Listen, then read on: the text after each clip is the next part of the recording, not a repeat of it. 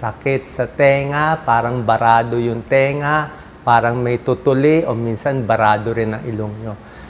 Linya ko rin po to kasi ito yung mga sakit ko. Kaya matagal na ako nagko-consult sa ENT. Iniisip ko paano maganda ituro sa inyo kung laging barado ang tenga at barado ang ilong. Tingnan natin yung possibility.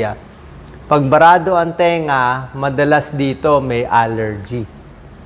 Like ako, ilong tsaka tenga, usually nag-umpisa yan, allergic rhinitis. Very common yan. Baka may allergy tayo sa mga alikabok, baka sa pets o sa halaman. Dahil doon, sumasakit ang tenga natin. Parang napupuno, may congestion. Minsan, nag-i-infection pa yung tenga. Minsan, parang nabibingi at may lumalabas pa na discharge.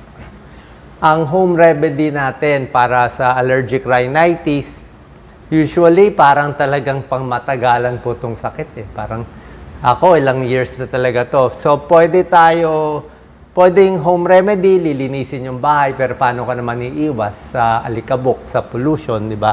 Sa halaman, ang hirap din mag-iwas, pero laba pa rin ang laba. So, clean your homes.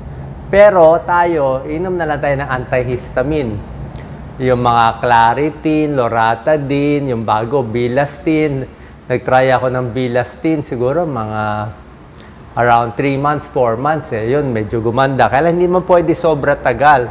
Ngayon, gagawin natin, magpapa-allergy test din ako para malaman saan yung cause ng allergy. Kita niyo yung boses ko, parang medyo ngongo siya. Kasi nga, ano rin siya, barado. Tapos yung tenga nagbabara. Marami na ako tinatry ito. Tinatry ko rin itong nasal spray. Okay, wala po tayo na-advertise. Ito lang yung nagamit ko. Dami ko binili nito. Ano lang to, asin at tubig. So, nasal spray lang siya. Ito siya, kita niyo, may spray siya. Ini-spray lang sa ilong. Actually, dalawa-dalawa. 2 sprays, na-spray ko na kasi kanina. So, ito, parang mild decongestant. Binabasa niya yung ilong. Bakit? Kasi pag may allergy ka, sa rin problema mo, dry yung ilong, madalas din ako mag-nose bleeding. So, pag dry ang lips mo, ibig sabihin, dry na rin yung ilong mo. Pag dry yung ilong mo, mabilis tumugo. Pag may allergy ka, namamaga yung mga ugat, nasilip nga ilong ko kanina, medyo namamaga nga dito kasi nga sa allergy. Pag sa tenga, barado, lagi ako naka-chewing gum. Pag barado na, chewing gum, lunok, inom ng tubig para umayos. So, yan lang talagang magagawa natin. Dapat malinis yung bahay. Pagdating naman sa ear pain, pag tenga masakit, maraming dahilan.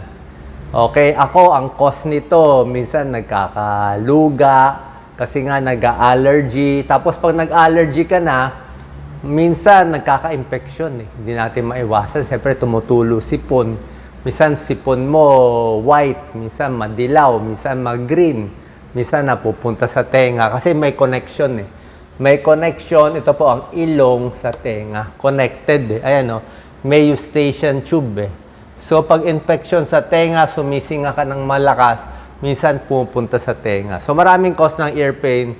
Magbibigay tayo ng tips. Minsan may tutuli lang, minsan may infection. Tulad na sinabi ko, ito, otitis media.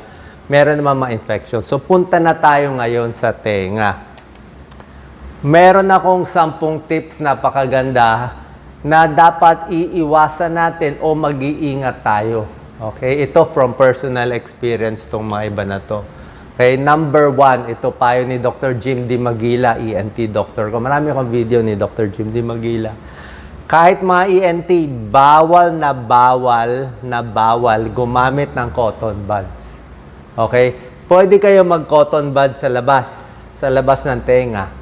Pero oras na pinasok mo yan, konting-konti lang yan. Siguro mga ganito lang ipapasok mo na kahaba. Pag pinasok mo ganito kahaba yung cotton bud, butas na eardrum mo. Uulitin ko, pag pinasok mo ganito kahaba, butas na yung eardrum mo. Kaya kawawa yung mga bata, yung nanay nakakabutas ng eardrum. Pag nabutas ang eardrum, pag malaki butas, hindi na maghihilom. Habang buhay na medyo bingi, laging may luga, laging may infeksyon ng bata. Ang lapit na niyan, delikado. So, cotton buds para sa labas lang. Huwag nyo ipapasok. Kung may tutuli, napasok mo rin. Kung may infection, napasok mo. Yan ang mga bawal gawin. Number 2, ito wala to sa libro Wala to sa libro. Pero kwento rin to ni Dr. Jim D. Magila. Minsan kasi, hindi nga cotton buds pinapasok natin. Minsan yung daliri natin maliit, diba? Kalikot tayo ng kalikot. So, kakakalikot natin, kakapasok-pasok, yung mga dumi sa labas, papasok sa loob Dapat kasi, itong tutuli, kusa po siyang lumalabas. Imbis na kusang lumabas yung tutuli, pinipigilan natin, pinapasok natin na pinapasok kasi pinipilit nga natin galawin. So, walang tusok-tusok. Okay, may chance pumasok yung mga dumi. Yan number 2, bawal. Number 3, huwag maglalagay kung ano-anong object. Nako, ang dami. Yung iba naglalagay ng posporo, pardible, ano ba to, hair clip, o kung ano-anong mga na-invento, kita mo magsusugat ang tenga Yan magsusugat siya, mag-i-infection siya, magnanana Delikado. Okay? Kahit sobrang linis, mahirap, baka mag-fungal infection. Ako, yan ang problema ko. Number 4, earbuds, earphone. Diba? Wala naman masama sa earphone, pero yung mga kabataan na mahilig mag-earphone, lalo mo napapasok yung dumi. Ayan, na-block mo siya Diba? Pag nagsiswimming ka, pwede mo lagyan ng earplugs para hindi pumasok ang tubig. Pero yung nakikinig ka lang, yan ang problem mo. So, pwede mo mapasok yung dumi, yung moisture Diba? So, bukod dyan, kung malakas yung tunog, hindi rin maganda. Okay? Ito ang pinaka-problema. Magugulat kayo. Ang paggamit ng earbuds ng kabataan, ang dami nang namatay. Bakit namatay?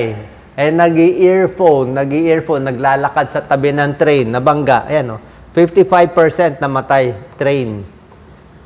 Kotse, hindi mo na nakikita. Kasi hindi mo maririnig Nagbubusina yung kotse, mababangga ka na. Ayan puro karamihan lalaki, malalaking city. Dito sa Pilipinas, ito, nangyari to. Babae, 17 years old, sugat yung ulo, namatay. Tinamaan ng train. Busina ng busina yung train, hindi naririnig, naka-earphone. Diba? Kaya kung mag-earplugs kayo, isa lang. Isa lang, kausap mo, yung isa dapat expose. Delikado, importante ang tenga. Kahit nagda-drive, hindi mo marinig kotse, mababangga ka. Number 5, bawal gawin, sobrang ingay. Yung mga sobrang ingay, nabibingi na sila. Yung mga, siguro sa barilan, sa military, maraming nabibingi. Expose sa airplane, hindi lang yan busina ng kotse, sobra ingay. Motor na sobra ingay. Blender, vacuum cleaner, LRT, MRT, sobra ingay. Lawnmower, ibig sabihin, pag matagal ka expose, 3 hours, 4 hours sa ingay, nabibingi. Kahit sa mga concert, sa movies, pag sobra ingay, masama po sa tenga. Loud noise, ingat. Number 6, may mga ear injury. Okay? Yung mga napapalo, nasusuntok. Tingnan mo yung mga MMA boksingero. Lahat sila, may cauliflower ear. Putok lahat ng tenga, pati eardrum niya. Pag ginanon mo yung tenga ng tao, dudugo po yan. Puputok yung eardrum. Delikado po yun. May ganyang mga technique Number 7, ingat din tayo sa swimming at diving. Okay? Swimming, may swimmer's ear. Anong swimming? Dapat dun lang tayo sa malinis. Diba? Kung magsuswimming ka sa Manila Bay, madumi. O yung madudumi, puro kanal. Ay papasok ang dumi, magkaka-swimmer's ear ka niyan. Ayan magkaka-injury, delikado. Highly contaminated water sa Pilipinas.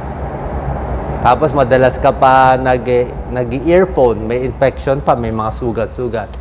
Sa diving, delikado din. Marami sa diving, puputok ang tenga. So may special technique na meron silang sinusuot, meron silang technique para ma-equalize yung pressure. Pero ito, pag diver, unti-unti, ito, meron silang equipment, tapos ginagawa nila, pinipinch yung nose, binoblow nila dahan-dahan. Pero dapat ito inaaral to. So, ingat sa diving and swimming. Kailangan meron kayong pag-iingat. Number 8, ito rin yung problema ko, airplane or sa mga papunta sa Baguio, pataas. O minsan yung elevator na mataas, siguro 25 floors. Diba? Parang sasakit yung tenga mo. Or sa airplane, alam nyo yung mga flight attendant, may nakita akong pag-aaral, parang 20% or more, 20-30% butas ang tenga. Yeah. Butas ang tenga ng karamihan. Maraming flight attendant, up and down sa airplane. Kasi yung pressure, di ba, sakit sa tenga eh. Especially yung pag-akyat, okay pa eh. Yung pagbaba, yun ang problem. Yung pagbaba. So, ang technique, lagi ako may chewing gum.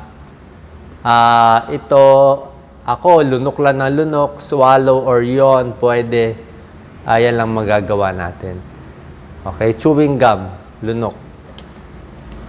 Number 9, lumang panahon, merong ear candling. Noong lumang panahon, 1,000, 2,000 years ago, pangtanggal daw ng earwax. Pero ngayon kasi, pupunta na lang tayo sa ENT doctor. Okay? Hindi na rin po kasi safe eh.